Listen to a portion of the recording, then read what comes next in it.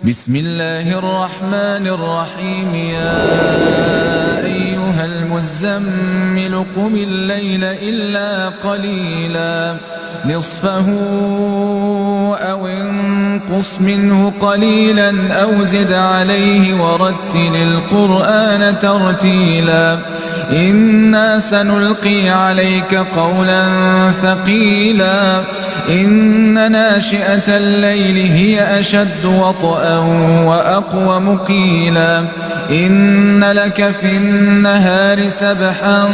طويلا واذكر اسم ربك وتبتل إليه تبتيلا رب المشرق والمغرب لا إله إلا هو فاتخذه وكيلا واصبر على ما يقولون واهجرهم هجرا جميلا وذرني والمكذبين أولي النعمة ومهلهم قليلا إن لدينا أنكالا وجحيما وطعاما ذا غصة وعذابا أليما يوم ترجف الأرض والجبال وكانت الجبال كثيبا مهيلا إنا أرسلنا إليكم رسولا شاهدا عليكم كما أرسلنا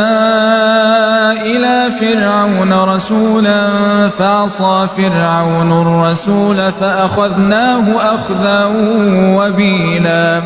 فكيف تتقون إن كفرتم يوما يجعل الولدان شيبا السماء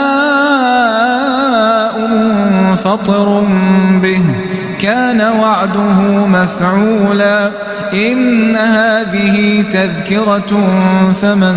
شاء اتخذ إلى ربه سبيلا إن ربك يعلم أنك تقوم أدنى من ثلثي الليل ونصفه وثلثه وطائفة